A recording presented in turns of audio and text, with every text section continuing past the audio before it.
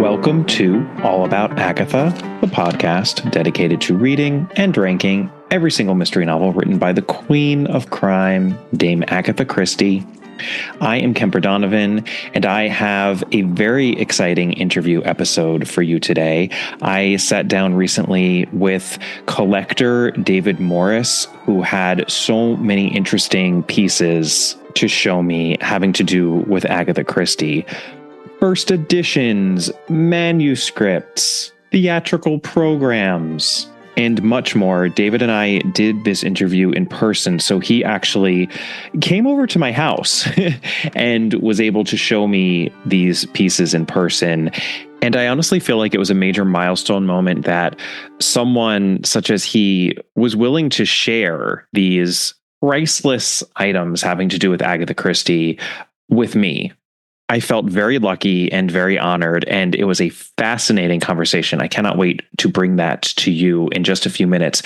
I have two matters I would like to cover first. I'm not going to do a proper housekeeping segment right now. The mailbag is actually pretty full, given that I just emptied it in my last episode, and that is my fault because if I had egg on my face from forgetting Miss Casewell in my All About the Gays of Agatha Christie episode, I've got an entire Southwestern omelet on my face for the folks I forgot when I did my All About the Americans of Agatha Christie.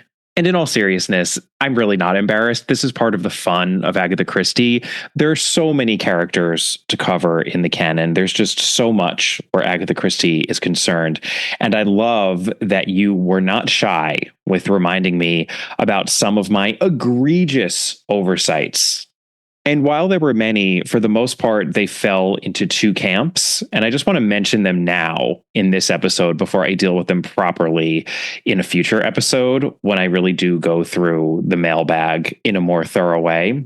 A number of you wrote in and pointed out to me that I forgot to mention Julius P. Hersheimer, the American millionaire featured in Agatha Christie's second published novel, The Secret Adversary, her first Tommy and Tuppence story. Julius P. Hersheimer is another one of these fabulously named Americans. He's a fantastic character, and you're absolutely right. He would have been in my top dozen Americans of Agatha Christie if I had remembered him, but I did not. And almost as many of you wrote in about another really embarrassing oversight. I believe I even name-checked the novel Appointment with Death at one point during my episode about the Americans of Agatha Christie. And fast forward here a moment if you haven't yet read Appointment with Death, just a minute or two. But I neglected to mention that the entire Boynton family in that book, including easily the most monstrous mother figure in all of Christie, Mama Boynton, are Americans. How could I have not included Mrs. Boynton on that list? She would have been top three, I think probably number two. But in addition to the Boyntons, I also failed to mention Lady Westholme, who plays a very key role in Appointment with Death, and who is also an American. So just two huge oversights I wanted to point out in my very next episode. I will be talking more about them and some other Americans that you all reminded me of. The celebration of Americans in Christie is not over, but just had to get that out here in this episode. And then I also wanted to mention to you that I am currently being featured in a YouTube series produced by my local PBS station. So for listeners outside the United States, PBS is our public broadcasting service. It's sort of our version of NPR. Though not entirely. That analogy doesn't completely hold, but PBS played a big role in airing many of the mysteries that I and my former partner, Catherine Brobeck, loved. For instance, they aired David Suchet's Agatha Christie's Poirot, which was Catherine's introduction to Agatha Christie sitting on her mother's lap. So PBS is just the best, and I jumped at the opportunity to work with them. My local PBS station is PBS SoCal, and they have a YouTube channel for which they are generating original content. And they have started this series called Won't You Be My Gamer, in which experts in various fields play video games with two charming gamer hosts. that have something to do with the guest's area of expertise. And you can probably tell where this is going, but I sat down with these two gamers. Their names are Elise Willems and Nicole Zavalich. And I watched them play a video game adaptation of Murder on the Orient Express. We talked about the game. We talked about Murder on the Orient Express. We talked about Agatha Christie. It was super, super fun. And the first episode in what will be a 4-episode arc, I believe, is up now. I have included a link in the show notes, so I encourage you all to check it out and to share it with others. I would love for this to be a big success for PBS SoCal, and I appreciate that they're making an effort to create content geared toward the internet rather than simply funneling televised content onto the internet. They're really making an effort here, and I so enjoyed this experience, and I hope you enjoy watching it. It isn't every day you get to watch me on video. I don't usually go for the visual medium, but I'm glad I made the exception in this case. I have 2 spoiler warnings I want to make note of for my upcoming conversation in this episode. If you have not yet read The Mystery of the Blue Train and or Death on the Nile, please proceed with caution because we will be spoiling certain aspects of both those titles. All right, enough preamble. Let's get to this glorious interview that I did with collector David Morris. I have been looking forward to speaking with my guest for a while now because we are having what is a rarity on the All About Agatha podcast, an in-person conversation. I almost never do this since I'm not really set up for 2-person conversations in my home studio. And indeed, we are sitting right now at my dining room table. We've got the movie poster for 1978's Death on the Nile staring us down here. It feels appropriate. The reason that I am sitting face to face with my guest is that he is a collector of all things related to Agatha Christie, and he has brought some goodies for me to look at as we discuss what it's like to be a collector of Christie and to write about the pursuit of collecting Christie-related items. So, listeners, allow me to introduce you to David Morris, the author and editor of the website Collecting Christie, which you can find at collectingchristie.com. No need to write that down. I've got a link for you in the show notes if you'd like to check out the site. And I suggest you do because it is chock full of all sorts of fascinating articles having to do with various aspects of Christie's work. The subtitle of the Collecting Christie website is A Resource for Fans and Collectors of Agatha Christie Books, Art, and Ephemera. And it really is a great resource. David has tons of well-researched and beautifully written articles and reviews having to do with various aspects of Christie's work. He was born in Exeter, in Devon, right smack in the middle of Agatha land. But then he came to the U.S. for university, where he remains today, quite close to me, here in Los Angeles, in fact. Recently, David retired from a career in finance, and his work on Collecting Christie is very much a personal passion of his. And this really comes through when you peruse the site. He's been a guest on All About Agatha's sister podcast, She Done It. He has presented in the last 2 Agatha Christie festivals, and he will be there again this year at the upcoming festival, presenting about the iconic art featured on the first editions of Christie's work. He's published an article on Agatha Christie's theatrical pursuits, and he's even acted as a consultant for Christie's Auction House, no relation to Agatha Christie, specifically on the sale of the personal Agatha Christie collection of Charlie Watts, who was the drummer for the Rolling Stones and perhaps one of the best drummers ever. I will definitely be asking you about that a bit later because that sounds fascinating. Welcome, David. Well, thank you for having me. Really pleased to be here, Kemper. It's a great podcast. I've enjoyed listening to your podcasts for an extended period of time and really honored to be on it today. I'm thrilled to have you here in my house. This is great. I'd love to start by asking you just about the pursuit of collecting, why and how you came to do it, both as a general proposition and as to Agatha Christie in particular. I think all of us have a bit of a collector in us one way or another. For me, when I was at university, my now wife and I developed a bit of a hobby of going to used bookstores. It was a fun outing, and I've ended up stumbling across some early Agatha Christie books in vintage dust jackets. pretty much worthless books, but fun to collect anyway. And we had discovered through our dating that both my wife and I enjoyed reading Agatha Christie. So it became a little bit of a hobby for us. And that really kind of got the door open. And then later, as with many things, it stumbles into, well, now I need a first edition, and now I need the whole collection. And for those who collect anything in this world, you know that typically it doesn't end with just one acquisition. It's a bit of an addiction. It can be, absolutely. Yeah. At least it's not one that causes marital problems. Well, you obviously are a huge Agatha Christie fan. So, I do often on the podcast ask what people's Agatha Christie origin story is, how you first came to Agatha Christie, and how you came to be such an avid fan and then collector of Agatha Christie specifically. Yeah, I think for many people, certainly growing up in England, I grew up on Enid Blyton books, so Famous Five and Secret Seven, but also had a real love for Tintin books. So, the comic books, kind of detective style comic books. And then when I was probably 12 or 13, I remember finding a book on my dad's bookshelf in his study, and it was Dead Man's Folly. It was one with a blue poison bottle on the cover. And it was just kind of fascinating to look at. I said, hey, Dad, what's this book? Can I read it? And so that kind of started the journey. I loved it. And in England, probably many people's experiences, when you go stay with relatives, they always put you in the little guest room that, always had a bookshelf of used paperbacks on it. And every house always had Agatha Christie's on that paperback bookshelf. So, kind of got me into the world of Agatha Christie. Something I perhaps left for a couple of years in my late teenage years. And then when I met my wife and discovered she was really into Agatha Christie, kind of restarted that resurgence. And I just find her books are timeless. You can just, it's a safe book.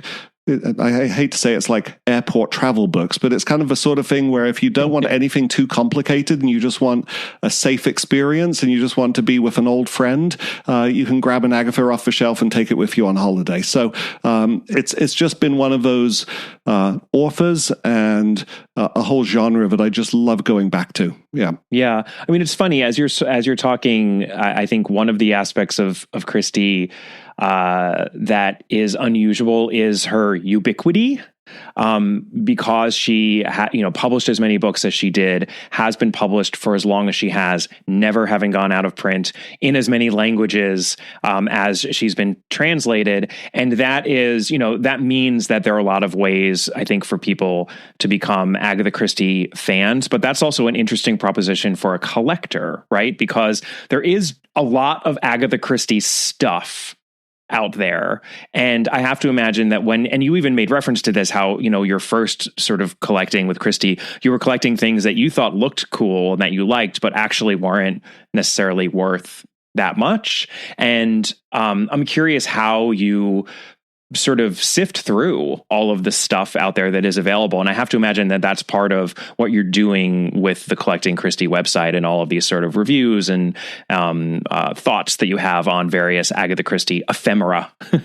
Yeah, it's a great observation. I mean, the ubiquity of Christie in the marketplace and in the world is such that you can be a collector of any budget, right? So I recently wrote an article about paperbacks done for the American market by Tom Adams, which are a little less well known, but they're wonderful paperbacks because the artwork is full cover. It goes from the front across the spine and onto the back cover. It's a little unusual. And there's about 20 or so of these books available. And you can buy them for used paperback prices in many cases. And so even if you're kind of, hey, I'd love to have a little collection, but I really don't have a deep pocket, the breadth of Christie in the marketplace is such that there's something out there for everyone. Yeah.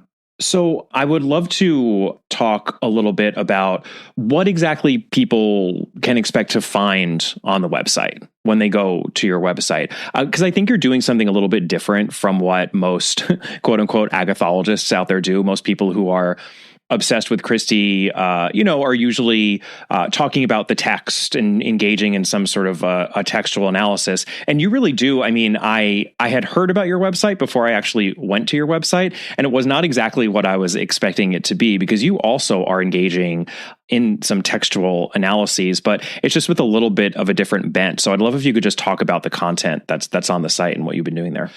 Yeah, because I believe that there's a bit of a collector in everyone and people would probably enjoy collecting things. Part of the goal of the website was to create a resource that demystifies this whole world and provides actual factual data that says, these are the books. This is how you identify what a correct edition is. This is what it's actually worth in the marketplace. Years ago, when you could only buy books in bookstores, pre-internet, there was a lot of confusion about what things are fairly priced. I mean, the internet and online booksellers has somewhat made more of a level playing field, but with certain online websites, there's still a lot of misinformation that's out there in the marketplace. So the goal was to provide kind of an independent, factual resource for people who just said, hey, I want to build a collection, whether it's paperbacks or whether it's pricey first editions, that there's a resource they can go to get that information. But as the website evolved, my passion for research kind of started to come into it, which is I really enjoy digging into some of the alternate printing and why these things happened and where stories were actually first published. And that whole research bent has really become a lot of the joy I get out of doing this website too. Yeah, I mean, I find that for a completist like me, there is a lot of really great and satisfying content on there where you're like doing almost a rundown of, well, let's talk about the Parker Pyne stories and how they are available, how they were originally published, how they were subsequently published, and just, what that whole sort of the landscape of Parker Pyne looks like. And you do that with a lot of the lesser known sort of characters within Christie. So for the completists out there who are looking for more than the 66 full-length mystery novels and the omnibus, the short story omnibuses and whatnot, I think it's a very, very useful resource. And then I'll just pull out one article that you did that I happened to read recently that comes to mind. You talked about this cookbook where Agatha Christie contributed a recipe. It was kind of like a bean salad. Yes, a hot bean salad. Yes. And it was hot because I think the last step is to have bacon grease poured over the entire thing. And you give sort of an overview of this cookbook, which is just delightful because it's all these contributions from various writers and of Agatha Christie's, specific contribution. You're even sort of opining like, did this come from her? Did it come from an agent or someone, at Collins or something like that? And I think you even said, well, probably this was something that she actually ate, because for someone who would eat cups of cream neat, you could imagine her, eating a hot bean salad that involves bacon grease poured over it. But I love that. I was like, I have never heard of this before. And this is technically, a writing of Agatha Christie that appears in a larger book that I also find really fascinating. So like, I would never have known about the existence of that if not for your site. Well, and as a result of that article, I'm privileged to have many other knowledgeable Christie people who give information to me. And I certainly don't claim that everything on my website is all my own research. I've had a lot of good input from people. But there's one individual in London who wrote to me afterwards who said, did you know she also contributed about 4 recipes to a cookbook that was put out during World War II as a fundraiser? Oh, so wow. Now this is on my hunt list. I can't find it anywhere. So when I find it, I'll let you know. But okay. There is another 4 Christie recipes floating around out there. And I think one of them was custard cream. So it sounds very her. Oh, yes, it does sound hard. Well, and if anyone out there knows, please write in. And if we can help unearth that would be great. Yeah, I think you kind of have to just accept when you are a scholar of Christie that anything you write or say on a podcast, for example, will sometimes be corrected or amplified or augmented by people who write in and say, actually, there's a little bit more to that story, or it's a little different, because again, the ubiquity of her, there's just so much out there and it's hard to get everything right the first time or even the second or third time. So I've had to just kind of come to terms with that and embrace the community, right? And that's what's so great about it, because most, 99.999% of the people who are coming to you with all this information are doing it in the most lovely way, because they too are devotees of Christie. And I just think it's part of the reason that I think this community in particular is just a really generous one and supportive one. I've at least found it to be that way. And you just have to embrace that. You are not going to know everything, because there's too much still, and too much that's unknown. I mean, new things are coming to light all the time, and that's one of the joys, right? Absolutely. I mean, this has opened many doors for me, which have been very rewarding and continues to. I mean, even over this last year, I had the opportunity to visit various archives. One of them was the Schubert Archives in New York, where they gave me access to all her theater material. And we recently discovered 2 play scripts that were misfiled in the music section, that were the actual play scripts used for Christie's productions in New York that had not been studied before. So there's detailed research and articles that will be coming out on that later this year. But again, there's still so much in this world of Christie to find and discover. And today, looking forward to sharing some of those things with you also. Absolutely. Well, and we are going to get to what you have brought, but I was going to ask you about this a little bit later, but since you brought it up, I was very much aware that you had recently discovered those 2 play scripts. I believe it was the U.S. productions of 10 Little Indians, which was the title of the U.S. theatrical adaptation of And Then There Were None, and The Hollow, right? Correct. So I know that you've written the article. The article's coming out this summer. You said it'll be on your website as well. So I don't want you to give away everything that you know. That wouldn't be fair to you. Having just seen The Hollow myself, though, for the first time in an off-Broadway production, I'm just curious, are they very different? Were there interesting differences that you found in those U.S. productions, without being too specific, from the versions that we're used to seeing? So the denouement, right, or the ultimate ending for both of these plays is the same, but The Hollow was substantially rewritten. There was a whole new scene inserted in it, which was kind of the Saturday night scene that wasn't in the original play, and there was substantial script changes made to it, and it was done by an individual who had previously been a film kind of writer, film producer, and so when one studies it comes across as he's looking to make it more kind of movie theatrical in terms of its stage presentation. The 10 Little Indians, as it was written and produced under that name on Broadway, was changed to be comedic. And we knew it was going to be funny because the advertisements at the time said it was kind of a hilarious comedy thriller. And so, when you see all this advertisement saying this is a funny play, you're kind of wondering, well, what did they do to it? Yeah. So it is interesting to see how the script was rewritten to add in a lot more comedic elements, and I'll say a lot of it has to do with drinking and drunk people. So anyway, more to come on that. But it's interesting to discover these things. That's really interesting, and those are versions that people are not familiar with for the most part, right? Neither of these versions has been published, so there have been other adapted versions of Christie plays that were published. This is not. Got it. Very, very interesting. I can't wait to read that article. All right. Well, let's discuss some of those goodies that you brought. As David was taking them, he literally brought in a bag into my house, a sort of canvas traveling bag, and I averted my eyes because I did not want to see anything before we were actually discussing them on mic, as it were. So this is all very new to me, and I'm very excited. Take it away.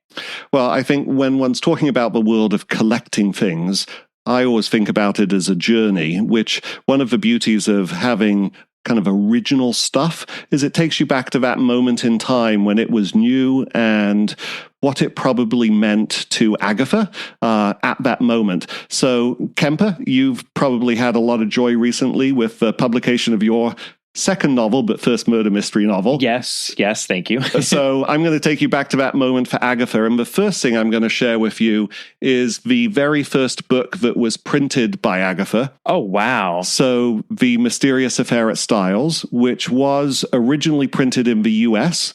It was not actually first printed in London. That's right, yeah. It was printed in New York. And so what you have here is the 1920 first edition from New York.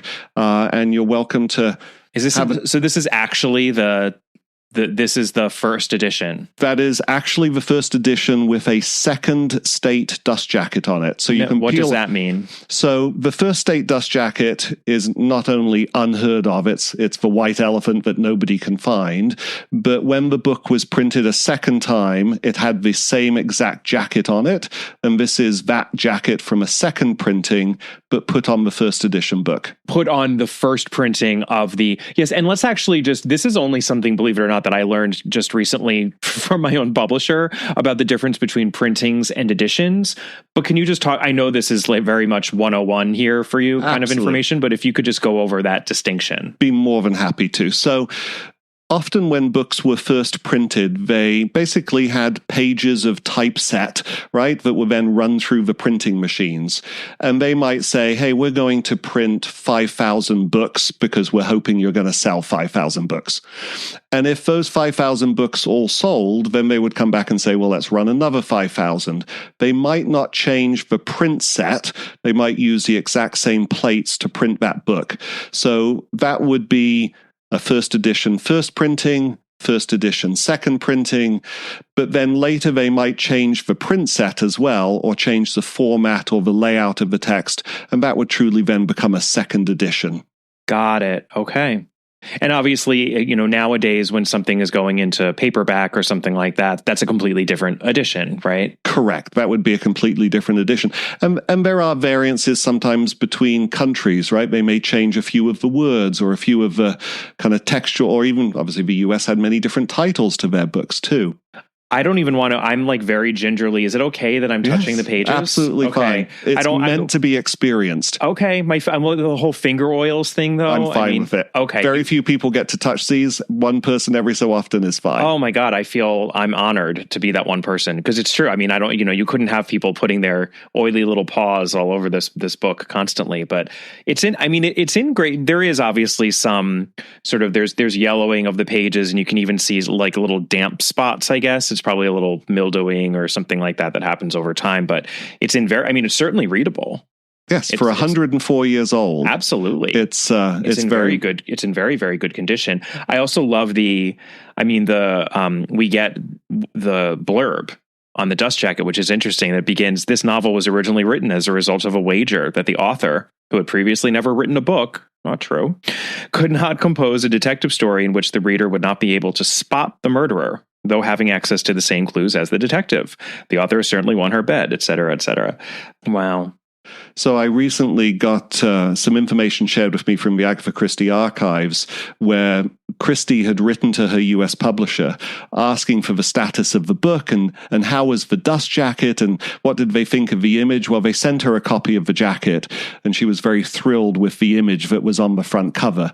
So that will be one of the things that I'll be talking about later this summer at the festival as well, is kind of who these artists were that created these jackets. But I'm curious, now that you're kind of holding that first book, how does it feel for you? Because I always think from Christie's perspective, how exciting for her. She finally got one published. She did. And it's actually, it's kind of more substantial than I guess what I mean is that it's fatter than I thought it might be. Like it's because I'm looking at the page count. It's 296 pages, which for her is on the long side, but it also feels like a very substantial book. I mean, it's, however, I guess the font is laid out and it's spaced, it's not a slim volume, which is nice. Like it has a very substantial sort of a feel to it. And so you said, by the way, because now I'm realizing, so because they're on the dust jacket, they're referencing the murder of Roger Ackroyd. Correct. So this was, because you said this was the second. They reprinted the book in 1926. Okay. And so that jacket comes from the 1926 edition. Got it. But the book itself, and feel free to peel the jacket off if you just want to experience the book. Oh, yeah. Okay. So that's the actual book is the 1920 printing. Yeah. Oh, wow. Okay, so the jacket is from 1926, but the cover is the same. The cover is the same, and that is particularly unique because there's nothing else on the cover. Most of the reprint jackets after 1926 then put on the cover in big red letters, the author of The Murder of Roger Ackroyd, because that book had become so successful. But all future reprints changed the look to highly promote that title. But this is the only reprint that just has the pure original artwork from the first edition. And it looks like, because the artwork looks like it's depicting, Emily Inglethorpe's death with everyone assembled in the bedroom. And it's very dark and murky, but it has, the sense that there are a lot of people crowded into that bedroom, as there were, right? So it was painted, was it, or painted specifically for the book? It was painted specifically for the book. Yes, it was a contract from the artist to create that cover. Mm-hmm. A baffling detective novels also. Yeah, and I love so this is the actual John Lane Company. Wow. So John Lane, the Bodley Head, was a British London-based publisher, but they had offices in New York. Mm-hmm. And so that was the one they contracted to initially print it. And because it actually didn't come out in the UK until 1921, isn't that correct? Right? In January of 1921. This was December of 1920. Yeah. So technically the US, a little appropriate. Christie had an American father. She always had lots of connections to... Yeah, and teaser alert, the dust jacket was one of the few dust jackets created by an American artist. Oh, really? Yes. Okay. And is that for $2 or something? Was it? Often these used books have old pencil notations in them from years and years ago when they were resold. Yeah. Yes, and you'll often see some of these old prices and go, oh my goodness. Yeah, someone was able to buy this for $2, but probably in 1938. Exactly. Right. Yeah. Yes. Well, this is great. We're starting off with a bang because this is really fantastic and exciting to be holding a first edition. And you're right. I love the idea that when Agatha Christie, finally after years, right? it had taken her years to get this thing published. And when she got that book actually sent to her and she opened up the box or whatever, which every author does. And it's never more meaningful than for your first book, right? That this is what she had. That is what she had. This is what she was holding. That's really, really special. It's wonderful. Shall we move on to some other goodies? Please. All right. We can just put the book in there and that's perfect. And is it okay? Yeah, that's fine. Is absolutely. Okay? Yeah, so the book is actually in a little case that has a reproduction of the cover on it, which I guess is just a way to be able to carry it around and you don't have to keep on picking it up and it doesn't get crushed or anything like that. It's fantastic. So the second goodie I brought you is Poirot Investigates. Ooh. So I thought you would enjoy seeing this one too. Now, what's a little unique about this one is when you open this one up, I'm going to have you look at the book plate on the inside of the cover. Oh, yeah, there's a little note that says Detective Club book. Ooh. So this is Poirot Investigates, which was originally published in 1924. And this is a second edition of the book in the correct dust jacket, which was the same artwork that adorned the first edition, which was a painting of what was believed to be Poirot by Smythson Broadhead, which really became kind of the standard image of what people thought Poirot would look like. Yes. And in fact, when you look at David Suchet's portrayal of Poirot, he's often attired in a very similar look. And it really has become kind of that standard image. And it was one Christie was very satisfied with. She was happy with that. The one thing that is very different, I've never noticed it because I've seen this image before, but now that I'm actually holding it and looking at it as an actual book, he's very slim. Mm-hmm. And that, which is very different from David Suchet. I mean, he always had the padding and he was a little, toddling around kind of. But yes, I mean, it's the waistcoat and the black bow tie or just the bow tie. And of course the mustache and just the general air somehow feels, it feels very Poirotian. Was she involved did she give direction for this? Do we know? Or... We do not believe she gave any direction for the painting of that. There were comments later about how she felt Poirot should be portrayed, and ultimately decisions were made not to portray Poirot on book covers, something that continues to this day. Yeah.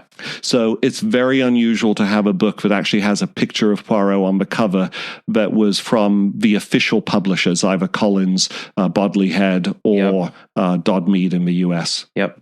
What I find particularly unique about this book is it was from the Detection Club library. So Agatha Christie was a member of the Detection Club, along with many other influential writers back in the 30s. And I just love the idea that it was probably a bookshelf or a lending library inside the Detection Club. And I can imagine Christie in her years going in and making sure she actually had some books on the shelves. So it's pretty unique as a kind of an association copy.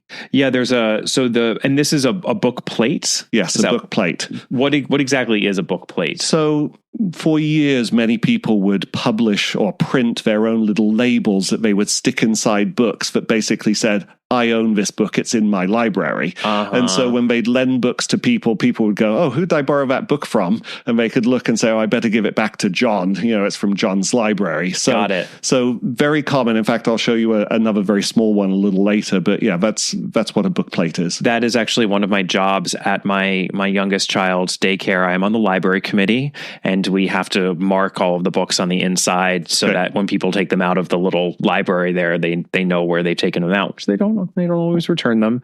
But I never really considered that that's something traditionally done, even within the Detection Club library. Yeah, and it says Ex Libris, the Detection Club. That's really, really cool. That's lovely. You said 1924? Correct. So this is pre-Roger Ackroyd, which is also why it says on the spine, Poirot investigates by Agatha Christie, author of The Mysterious Affair at Styles, etc. And I think soon, pretty much after Roger Ackroyd, and then as she went on, those were, people weren't referencing Styles for very long. No, they were not. And you'll see on the very back of it, they reference all the other books that she'd written under the Bodley Head name. Mm-hmm. And again, most of these don't get used for promotional materials much anymore. But certainly that's what Bodley Head had to use, right? She just had a few novels with them. That's right. Yeah, we have Styles, The Secret Adversary, The Murder on the Links, and The Man in the Brown Suit. 3 shillings, 6 pence. Yes. Wow. And that's, of course, the old monetary system as well. So right? 3 shillings and 6 pence today would be about 17.5 English pence, new pence, wow. Or about 25 cents US. Yeah. Oh my God. Shows how cheap books were in relative terms to today's prices. Yes, absolutely. And and of course, the Bodley Head were the ones to originally publish Poirot Investigates, but I don't know if I ever really considered that before, but they would have had to be the ones to do that. Yeah, and it was one of the ones that she cobbled together to satisfy her book deal. Yes. Right? So she had a requirement to publish, I think it was 5 or 6 books. I think it was 5 after Styles, maybe? Yes. Yeah, 6 total, I believe. Yeah. And so the debate was, is this really a full novel or not, given that it's a collection of short stories? Yes. And this one, too, the pages are a little stiffer, I have to say. They're a little, they seem a little, not waterlogged, but this too, is very, very readable and in excellent condition. Yeah. Wow. But I think it's important also that prior to World War II, there were no paper shortages, right? Mm-hmm. So books were generally on thicker stock paper, whereas once you get to World War II, if you've purchased or if anyone out there has Agatha Christie books kind of World War II onwards, they're much thinner. And that's really to do with paper supply issues. Yeah. Got it. Very interesting. Should we stay with books for a little bit? Sure, we can stay. I've just got a couple more early ones that people rarely ever see in the original jackets. Oh my God. And this is, I'll let you explain what you've got now. So now I've got Agatha Christie, The Mystery of the Blue Train by the author of The Murder of Roger Ackroyd. And this is interesting imagining, because we know that Agatha Christie loathed this book and where she was in her life when she was forced to finish the book, right? And that's why she then subsequently would build up sort of a backlog of titles so that she never felt under the gun. I think the way that she did for this book in the aftermath of everything that happened with the disappearance and the breakdown of her marriage. So imagining her getting this book and probably just tossing, being like, okay, good. Right, it's done. This one's done. It's out there. So that is the correct first edition in the first edition jacket. And it's one of the last times we see Poirot. He's on the spine. So they put a little image of him on the spine and on the back. Yeah, looking remarkably like the Poirot from Poirot Investigates. Correct. Yeah. Not exactly the same, but it's all we've still got the same outfit, even though it's essentially essentially his shoulders and head, we can see that he's wearing the same sort of waistcoated formal attire, and his head shape and his mustache look remarkably similar to what we get on Poirot Investigates. Yeah, he's also on the rear panel. You'll see a slight image of him there too. Oh, yeah. And you mentioned a headshot. There's a great quote that was recently shared with me that Dr. Mark Aldridge had discovered during some research he'd been doing, where Christie had written a letter saying, if Poirot ever has to be displayed on anything, we should only see half of him.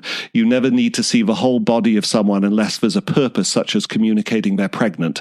And I just thought that's such a wonderful piece of artistic feedback on how to design a cover and artwork. That's really funny. No need to see Poirot from the waist down. Correct. Right? Yeah.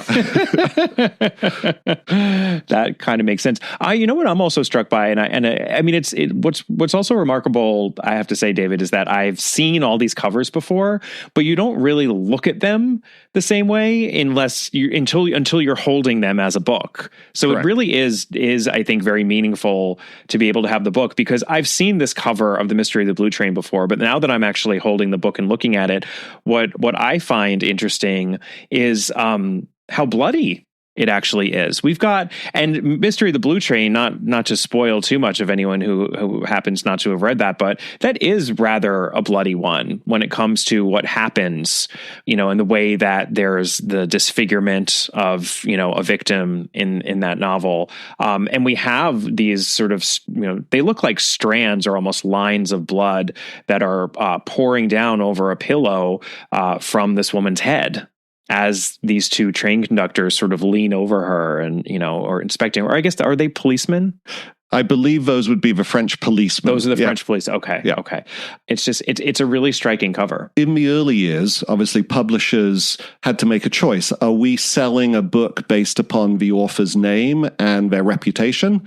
Or are we selling it under other pretenses? And in the early years, certainly artwork would be used to really motivate the sale of the book, right? And the observation you just had, holding this kind of large, meaningful book with some pretty graphic imagery on the front, you can imagine in the late 1920s would have been, what is that on the shelf? Yeah. Right? And would help drive sales. Certainly as the years went by, Christie's name was all that really mattered. And for those who buy books even today, Agatha Christie is the dominant piece on the front page of a book because it's selling the name and the reputation that comes with it. But in the early days, the artwork was much more important. And I just want to ask you about on the sort of inside flaps of the dust jacket, both front and back flaps, we have these advertisements for Collins's new detective 7/6 novels. Is that 7 shillings 6 pence? Correct. That's 7 shillings and 6 pence, which is a deal, right? Yeah, less than 50 cents in today's dollars, or 40 pence in English money. Got it. Yeah, and there's some interesting J.D. Beresford. That's I guess a contemporary mystery authors of her. The name Beresford obviously stuck out at me, but I don't know him or her at all. The Instrument of Destiny. I see Anthony Barclay, GDH, and Margaret Cole, who I know they were in the Detection Club as well. I think they contributed even to that, to the Floating Admiral. I mean, that's what's fun about this too, that you get the context of what other books the publisher is advertising around the time, or what other books of Christie's that they're advertising. It's really interesting. So I have just, in these old books, I brought 2 more that I'll share with you. Okay. I have a couple of newer ones. But the next one I thought I would share with you, just to give us some different perspective, but also fun artwork, is... Oh my God. The Mysterious Mr. Quinn. This cover is iconic. It is. I absolutely. Oh my, and I honestly, I don't know why, but all of these books are just a lot fatter than I expect them to be. Right. And I guess, I think it's because in sort of modern typesetting, they're like half this thick. What is the reason for that? So I do think part of it is just production cost. Yeah. I think in these early days, these books were much thicker because maybe paper cost was cheaper. Right. You said the thing about in the war, but I mean, paper has to be easily obtainable now, right? I would agree. I also wonder if it's just to do with shelf space. I mean, I can just imagine, if you're a bookstore and you could stock 100 books on a shelf, or you could stock 50 books on the shelf because they're twice as thick as the books are today. Yeah. You're probably going, can't we make these things thinner? Who knows? It's a great observation. For a listener out there, I'm sure there will be an answer and some input or a research project for someone. Please let me know, because they're just noticeably fat. They're luxurious. There's something, these are like big chunks of books. Yep. That's so cool. So yeah, I mean, this Mysterious Mr. Quinn, this is where we have Harlequin basically on the cover posing with, legs and arms akimbo, basically. It's almost, there's something like slightly grotesque about it, but in a whimsical way, which is like so appropriate for this collection. And he's wearing, the tights that are in that sort of motley pattern with red and green. And yeah, it's a great cover. And we know Christie was a fan of these porcelain characters that she still has, or they're still present in her home at Greenway. You can see them if you take a tour of the house, that her family had collected and that she loved as a child, and that she wrote many stories even earlier than this related to those characters. But yes, I think there's a good hearkening back to those ceramics on the cover as well. Is this a first edition? Yes, that's the first edition in the original jacket. And the original jacket. I'm very interested to see on the spine, it says The Mysterious Mr. Quinn, Agatha Christie, author of The Seven Dials Mystery, etc. That's a really odd one to choose. It could be that, so this is a Collins published book. It could be that Collins had just reissued the Seven Dials in a cheaper price format. Because typically what would happen is Collins would have a brand new book that came out at 7 and 6. That was the full price novel. Yep. And then they might reissue an older title at 3 and 6 or a cheaper price, but still in hardback. And so they might kind of cross promote to try to encourage sales. So I could imagine a scenario where, that was on the bookshelf next to the cheaper editions as well. The flaps of the dust jacket having, once again, front and back, the new 7 and 6 Collins detective novels. That's gorgeous. And I just want to look inside this a little bit too. Just curious. So as Kemper's taking a look at this book, one of the things I'll just comment for those who enjoy maybe collecting books is most books in the first couple of pages will have a copyright date or a date it was published. If they're later editions, they'll typically state, second printing and put another date. Most publishers were pretty good at doing that.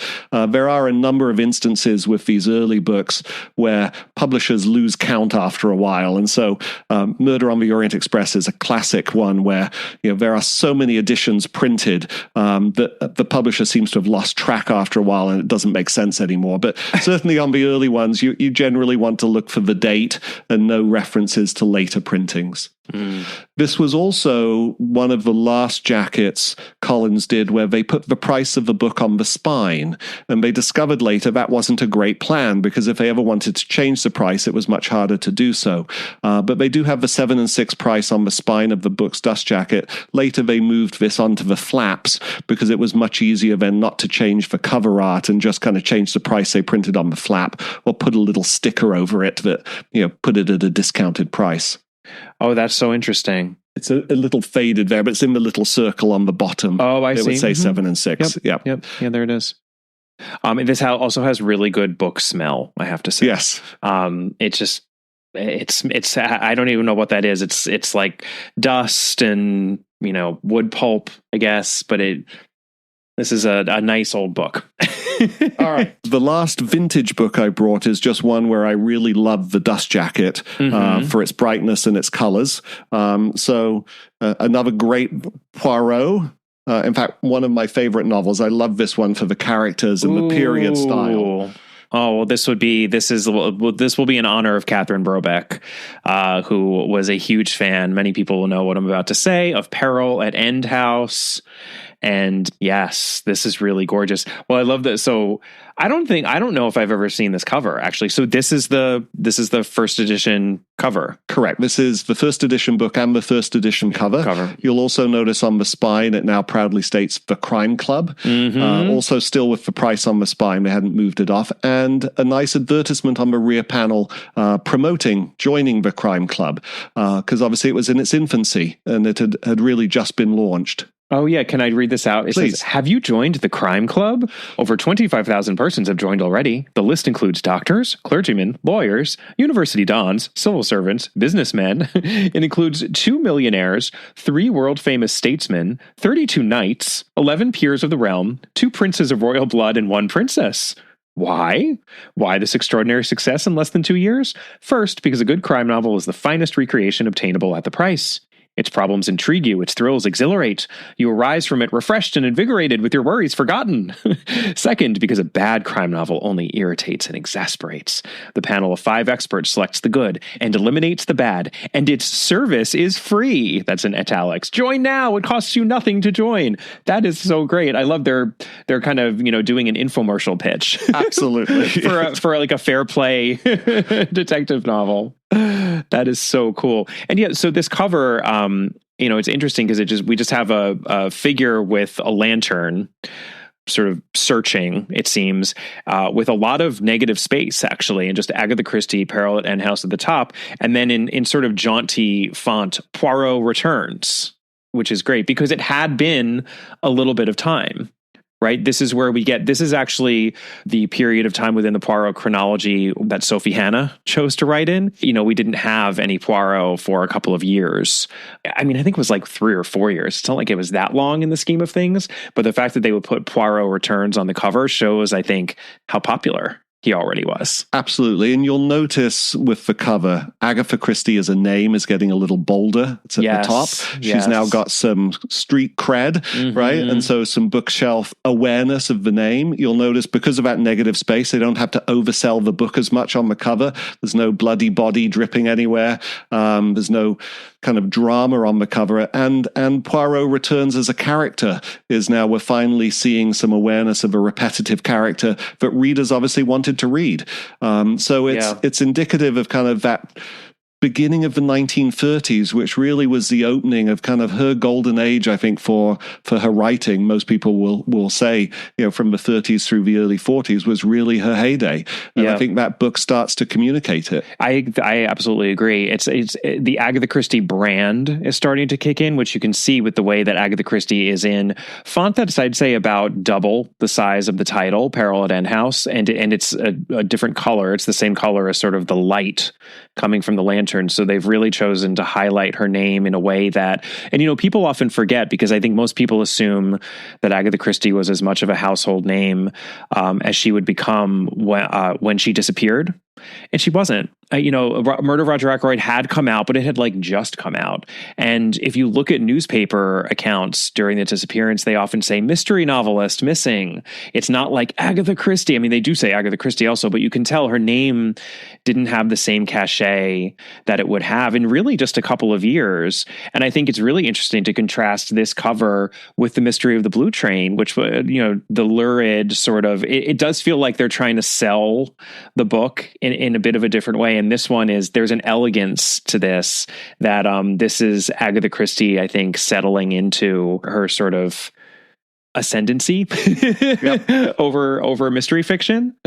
There are, I'm sure, many listeners to your podcast who have questioned or raised the question, do I read all the books in order, right? And as you studied the books and reviewed them, this is a topic that often comes up.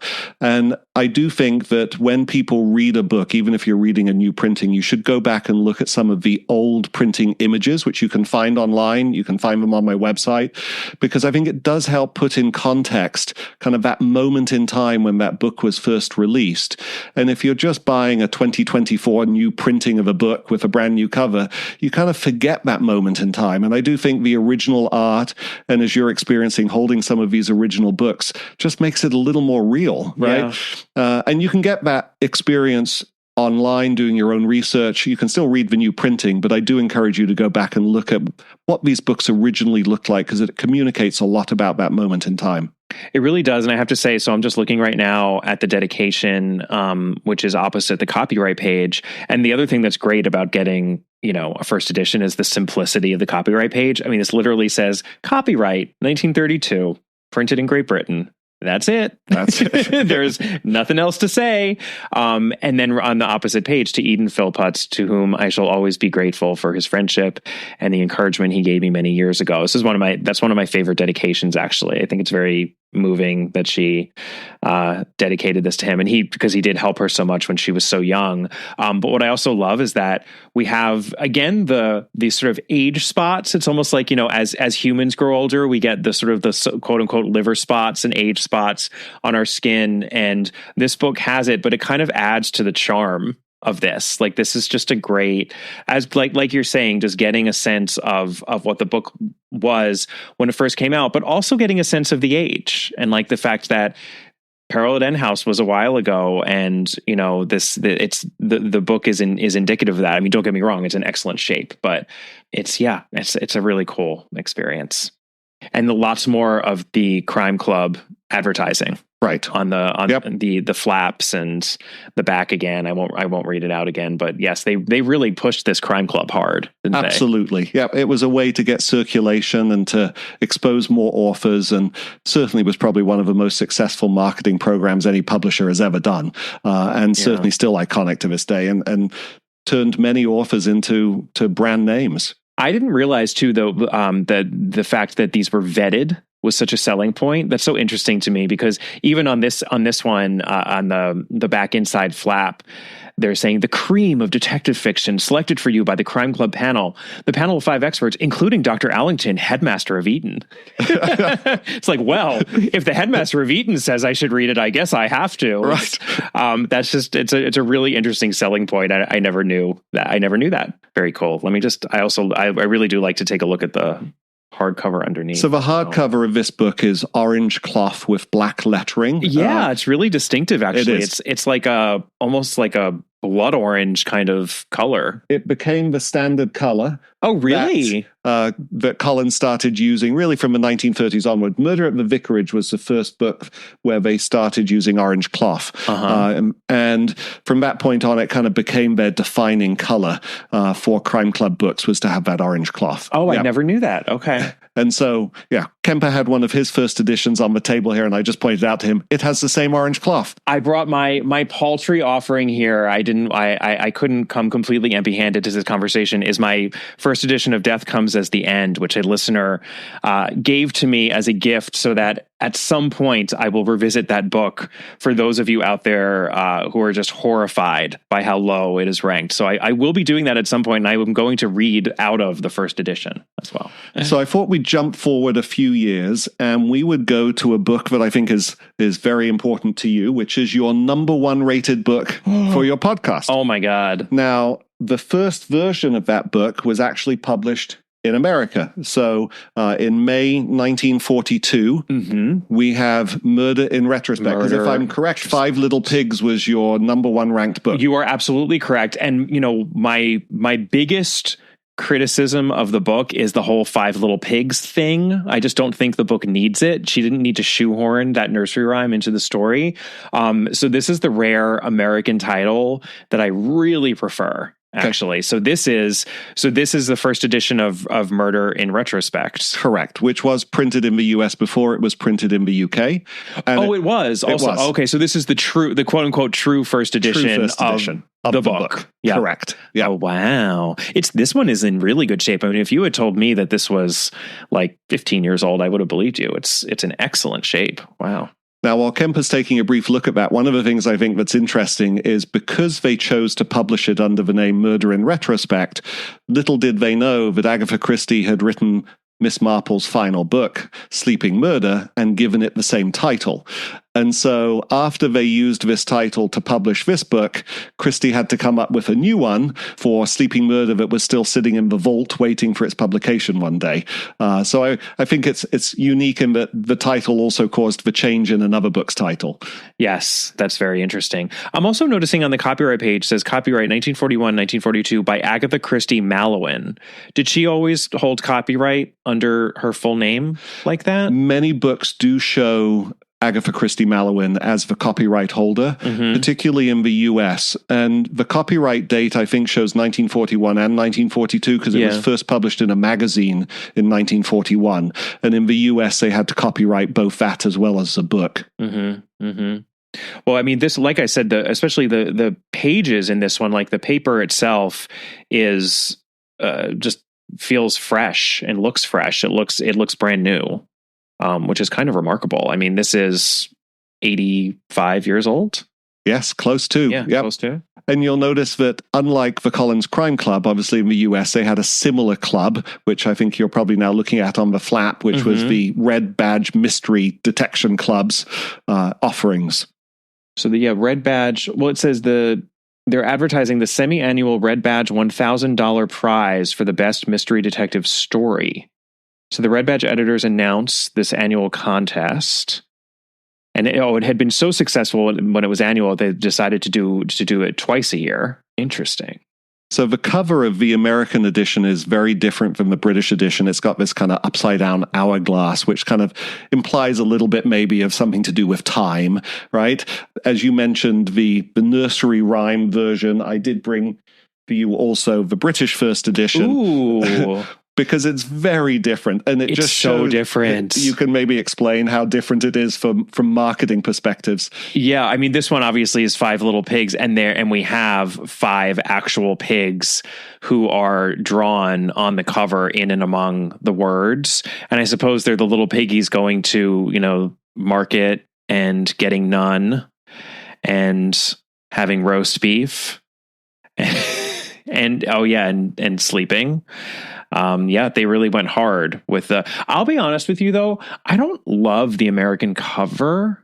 It's weird. Like yes, the hourglass, I mean, thank you for noting that the upturned hourglass is indicative of, some sort of time hijinks going on. But other than that, it's like there's a house in the distance that in no way to me seems evocative of the house, which we know is kind of Greenway in the book.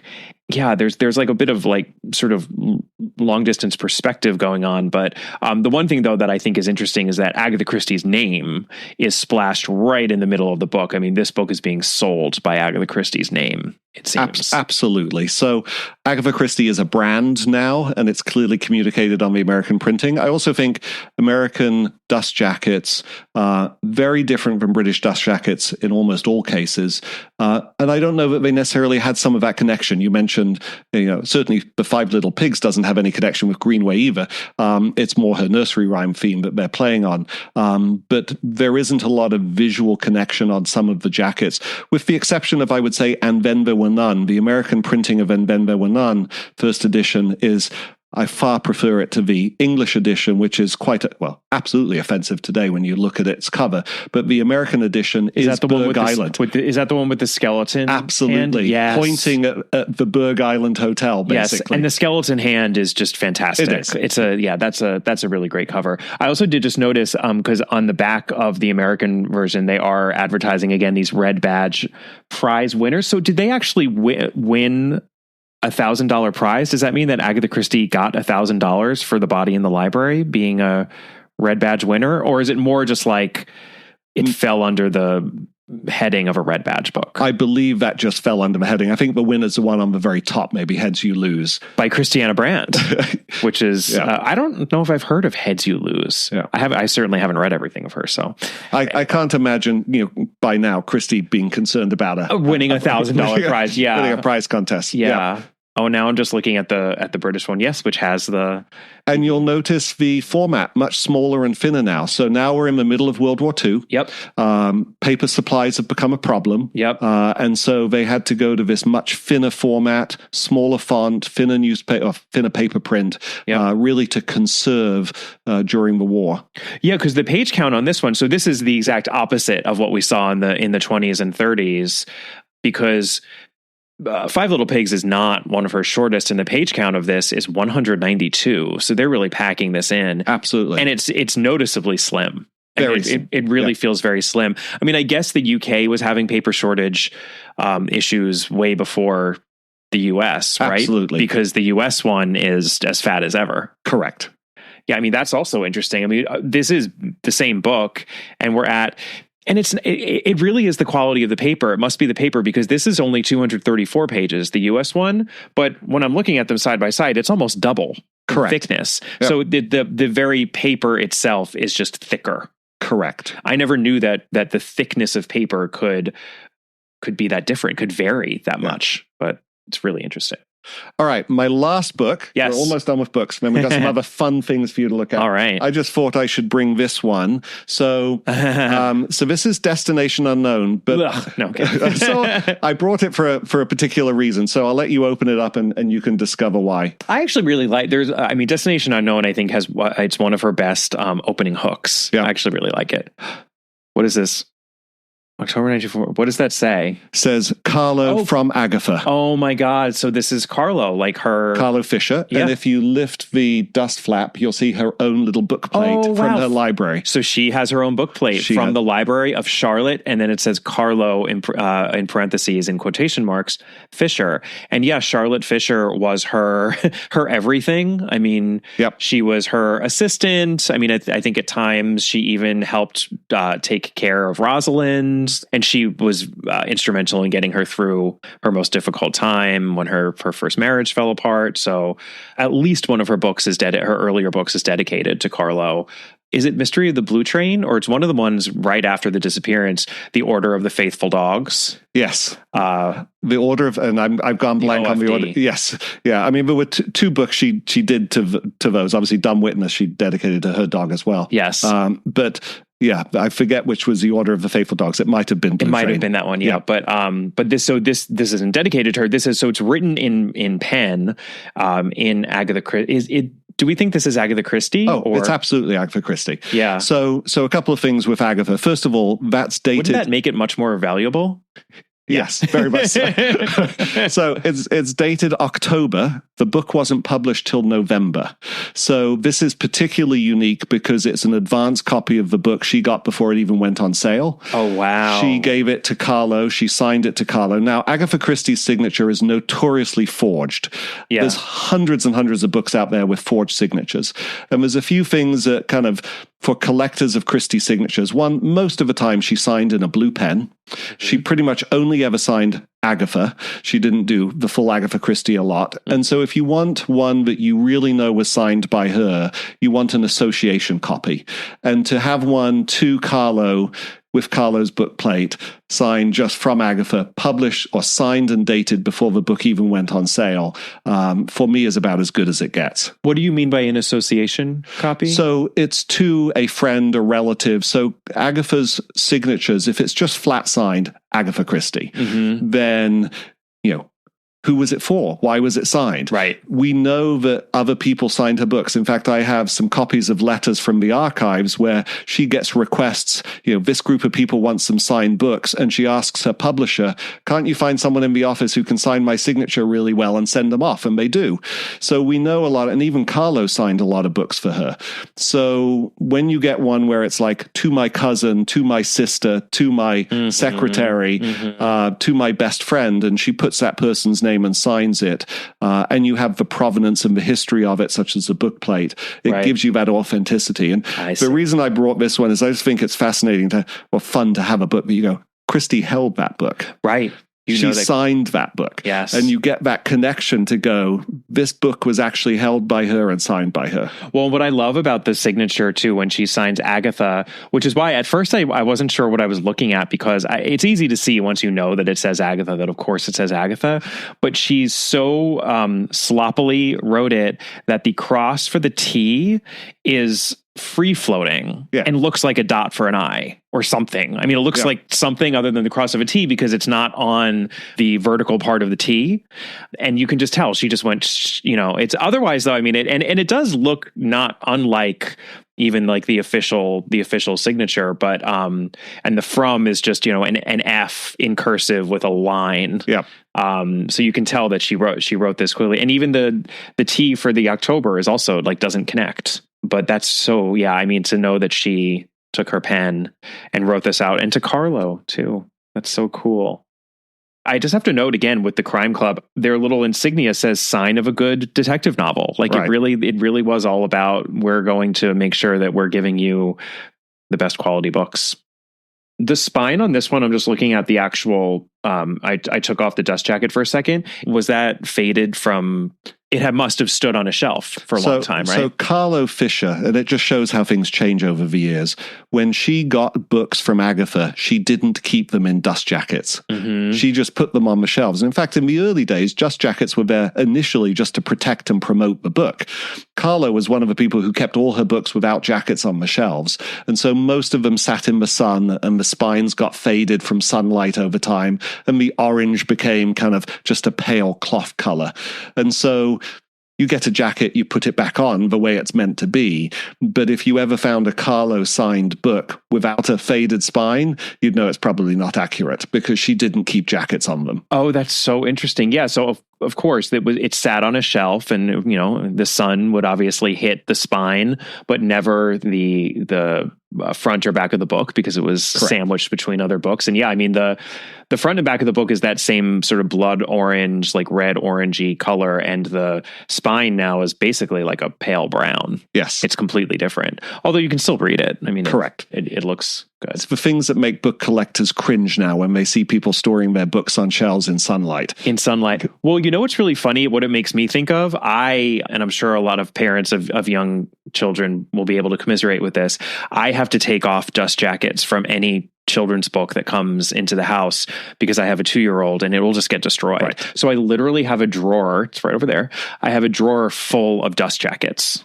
And at some point when they're old enough, I'll put them back on. But I'm just trying to preserve the dust jacket because it's so easily rippable. Well, we now appreciate that dust jackets are a part of the book and a part of the experience. But not only, the failure of jackets to tear, rip, and get damaged over the years. But, again, during World War II, there were paper drives in England. And so a lot of people ripped all the dust jackets off their books from the 1920s and 30s and turned them in as part of kind of a scrappage salvage program to get paper supplies, which is why so many of the earlier books pre-World War II are incredibly hard to find the original jackets for. Yeah. And I love the fact that this was what we call an ARC, basically an advanced reading copy, although it is the exact, what was being put on sale a month later, right? It wasn't different. Correct. Anyway. Yeah. Yeah. In Christie's correspondence with her publisher, there's a lot of letters where she says, can you send me 6 copies? Can you send me 10 copies as soon as you have them? Because I want to give them out as gifts to people. Yeah. So we know it was a common habit of Agatha's to get copies of books and give them to close family and friends. Yeah. Are there ever any with Christie? Because the advanced reader copy thing is really a thing nowadays. I mean, I'll just speak for a second from the perspective of an author, because basically the publisher prints up a book called an ARC, an advanced reading copy, which has been almost completely edited, but not fully edited. There's one more round that you kind of have to go through, and it can be a little frustrating because the book is sometimes being printed, hundreds of copies, if not as many as 1,000 copies, and a lot of people within the industry are looking at them, booksellers, etc., and you get copies for your family, but often there are mistakes in it and things that you have to correct for the final version. Is there any sort of a similar situation ever for any of Christie's titles in terms of almost pre first edition? From what I've seen in the archives, certainly in the early years, it was primarily typescripts that went back and forth, as opposed to kind of a bound book. Yeah. And so there are a lot of letters and correspondence where she'll send back and say, line 2, page so-and-so changed to this. Yeah. But there are advanced reading copies for Christie books, but they are much later. So, things like, 1960s, 70s onwards. But in the early years, it seems to be primarily done through typescripts back and forth and correspondence. Gotcha. And this is also, I'll just note, it's the first one that we've looked at where on the back cover, there's a reference made to A Christie for Christmas. Correct. Yes. So we start getting into, that whole thing. I'm not sure. I wonder when that started. Probably before this, a bit before this, but. Yeah, it's a great question, because there were some years where she still had 2 books, but one was Christie for Christmas. Exactly. So the pattern of just one per year, I'm not quite sure of. And it is interesting, some of my recent articles I've been doing, where I've been doing the later first editions, I go into the newspapers and look at how they were promoting the books. And it was the dominant promotion in the British press, certainly, was A Christie for Christmas. The American publications were sometimes not aligned with Christmas always, but certainly in England, that was the default approach. And there's also on the inside jacket in the back, there's an advertisement for the Fontana series. So they're saying new in the Fontana series from Collins, Lord Edgeworth Dies, The Seven Dials Mystery, and They Came to Baghdad. What are those editions specifically? So now we're into the world of paperbacks. So Fontana was now doing paperback editions of some of her earlier books. And so paperbacks were now a legitimate revenue source and were becoming much more popular. I mean, there were paperbacks back to the 1930s, but it really wasn't until post-World War II, kind of 50s onwards, when the mainstream of paperbacks took off. Yeah. Really, really interesting. Yeah. And again, this is another one that feels like the width that I'm used to. Yeah. For Christie's. Are we good moving on? Yes. All right. Excellent. So I thought we'd move on to theater for a bit. I love theater. Please. We've been doing lots of Agatha Christie in the theater recently. All right, super. So I thought I'd start off with, in the early days, obviously the first stage play that made it to the stage was Alibi. I know one of your favorite books is Rebecca, yes. And sometimes often forgotten that Gerald du Maurier, her dad, actually was the producer of her first play. But that first play she didn't write, right? It was adapted. So the first original play that she wrote was Black Coffee. And so what I've brought with me, and this is very fragile. You can pull this one out and take a look at it. But this is the original typescript for Black Coffee. Oh, wow. So now, Black Coffee, though, there's a lot I feel like there's some uncertainty as to when exactly Black Coffee was written, right? Because it wasn't actually performed until, what was it? It was like late 20s, or was it 1931? 31 was the first performance of Black Coffee. But it feels like it was written in the early 20s. I think a lot of these plays sat on her shelves or in her mind. In fact, we'll talk about another one next that I think had been around for a while. So yeah, it's tough to know. Yeah, and there's a little stamp that says Royalty Typing Bureau, Royalty Theater, and there's a date on that of it says 9/8/1932. Is that... which is that September? No, is that the 9th of August, 1932? Correct. Okay, yeah, yes. Yeah. The other way around. To get my American and British dating. Oh, yes, this is very thin. I'm going to be very, very careful here and not touch it too much. So these are, in the early days, typing pools were hired to basically retype scripts, right? So if you were going to produce a play, you had to have a whole bank of secretarial typists type these things out for people. And so what we have here is a very fragile 8.5 by 11 sized piece of paper, hundreds of sheets bound together with a piece of string and some cloth covers, labeled on the front Black Coffee. And so these are tough. I view one of the joys of collecting is preserving. And I feel there's an obligation for collectors to find things that could otherwise get damaged or lost and to preserve them for the future. It'll always raise the question, what do I do with these things later in life? But for now, it's a real honor and privilege to have something from basically 1 year after the play was first produced that appears to be one of the original typescripts her agent had in his office. Yeah. Well, and what's interesting about the way it's laid out is that the margins are so uneven because the right the typing goes right up to the edge of the page. And then the left margin is huge. And that's because the binding has to, the string binding is not very efficient. It's sort of, you have to use up a good inch of the paper. And then it even, it's kind of elegant though, the way that the character names are typed onto the page, because it's not just like character name : there's kind of this like red margin, and then each of the names is underlined in red, and it's placed where that character's dialogue is. It actually makes it very easy to read. And also they went through and underlined all the stage directions. Yes. So the amount of labor that goes into creating a hand-typed script like this is quite amazing. How do you even underline like that in a typewriter? Oh, I think it's all been manually done. I think it's been done after the fact. Wow. So someone, and probably even these lines. Well, yes. you can tell actually, because now that I'm looking at there's the big vertical red line that goes down the page, and then each name is underlined in red, and it's supposed to go flush right up to the vertical line, but it kind of goes past it sometimes. So someone was sitting there with a ruler and a red pen going. Because I don't think there would have been a way to do a vertical line on a typewriter in 1930. Yeah. Wow. Yeah, this took a lot of work. That took a lot of work. And and there's some markings on it, like someone circled "by God" in pencil, maybe because that was a little too risque of a phrase to use. And while Kemper's taking a quick perusal of this, I would just encourage listeners, if you've never read a play script by Christie, please do. I mean, there are at least 10 published original plays that she wrote that were not adapted from other novels. It's not the same as reading Black Coffee that was adapted into a book. Yeah, if you just did, just go to 2 pages. Mm-hmm. There's a page sticking together a bit. Yeah. We're not going to try to. We're not going to open it today.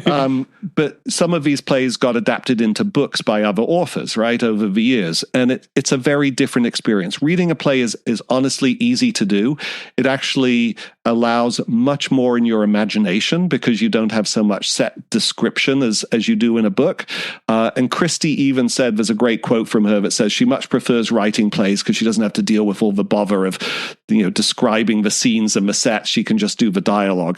And so if you haven't picked them up, you can find scripts. They're all available on Concordia Theatricals or Samuel French, or you can find them you could even contact your local independent bookstore, see if they can order them for you. But it is worth reading the original plays that she wrote because they're quite fascinating. And it really is possible to get them. I mean, I have, you can also even get digital versions via Concordia if you'd like, just to, for easy access to read them, because it's become one of my missions, I think, to take away the ambiguity when it comes to plays that are written actually by Agatha Christie and then plays that are adapted from Agatha Christie novels by other people. I talked about this a bit with Julius Green, but theater companies are just trying to promote the fact that it's an Agatha Christie work. So they kind of are embracing the confusion and the muddle often, because if you sit down and think like, well, how much of this, how much is this actually an Agatha Christie quote unquote play,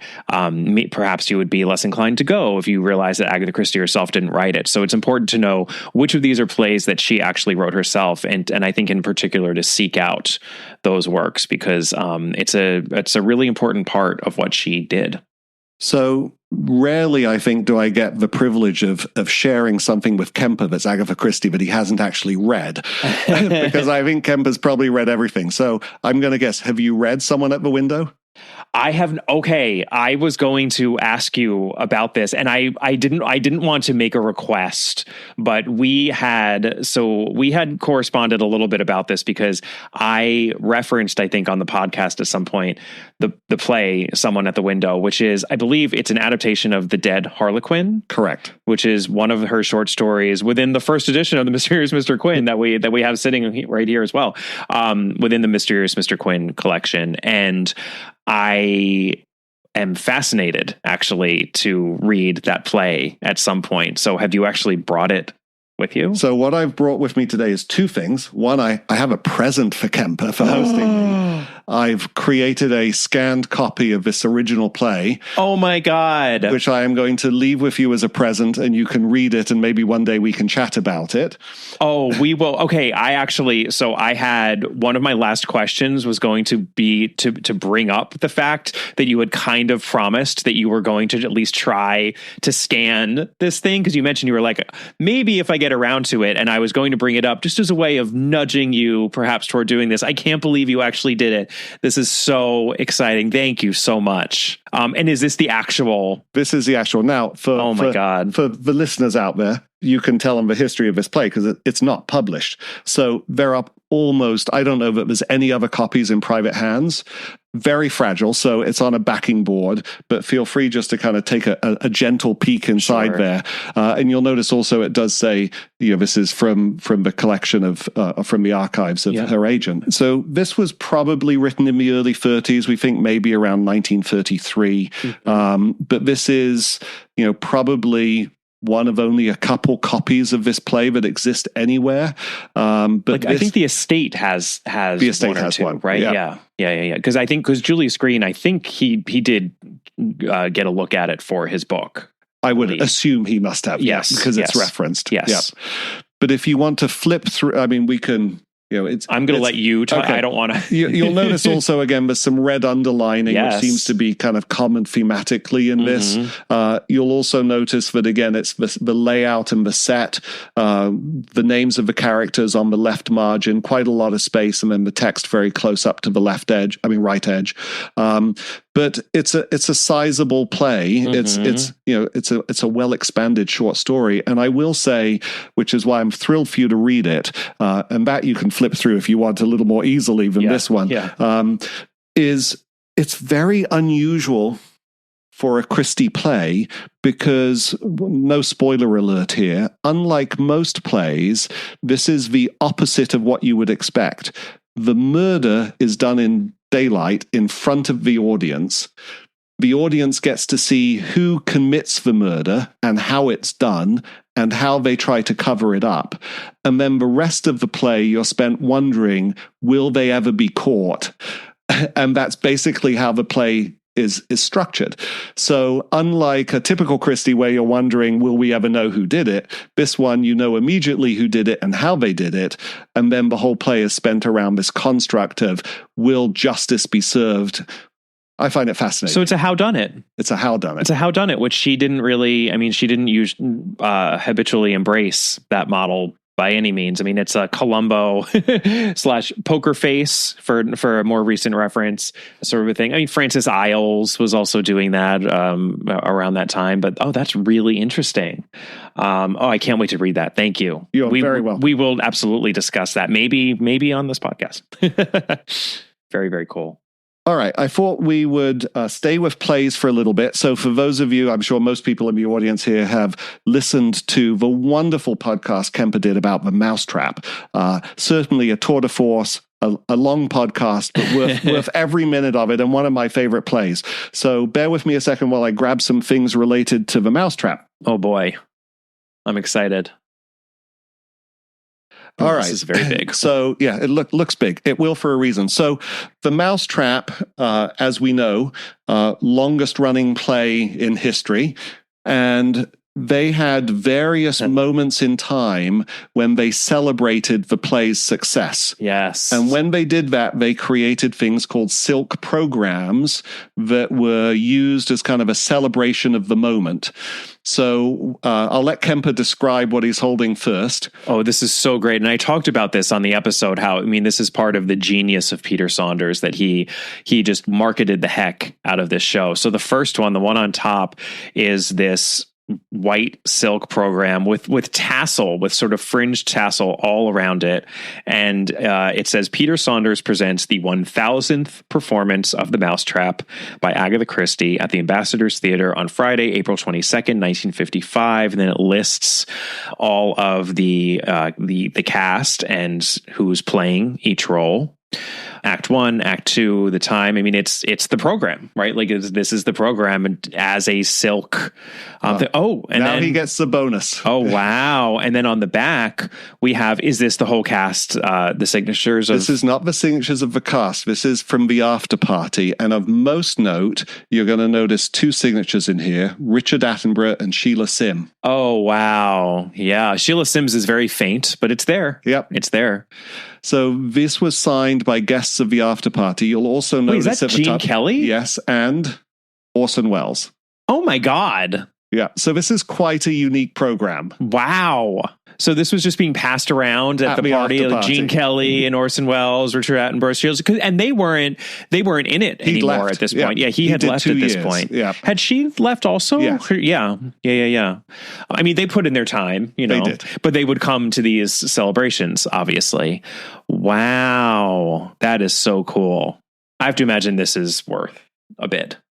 It's unique, right? And that's the joy of finding some of these things, is to have things that just take you to that moment in time. I mean, you can imagine, here we are celebrating a play that Christie wasn't sure was going to run for more than, a couple of hundred performances at best. And here we are at the 1,000th performance, at the after party, Richard Attenborough and Sheila Sinbert celebrating, passing around the silk napkin, basically. Hey, can everyone sign this? And so, it's just a wonderful moment in time that takes you back to how spectacular it must have been. Absolutely. That's really cool. 1,000th performance in 1955. They only ever made 2 silk programs. The second one is actually harder to find, which is the next one you can see here. Ooh, this one I'm actually touching here. Yes, this one is not. It's because it's not signed on the back. There's no bonus on the back there. Yeah, well, you don't want fingers on those signatures.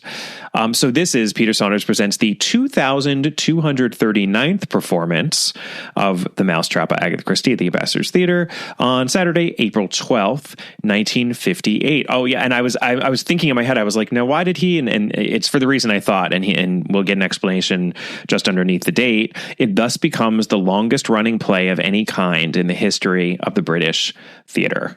Because 2,239th performance doesn't sound pretty significant, pretty random, but with that performance, it had become the longest running of any kind. So that was in 1958, and it looks very much the same, except it's is it a completely different cast? It looks like it is completely different, but everything else is, the same, very simple Act 1, Act 2 breakdown, and then just a sort of a listing of the major crew.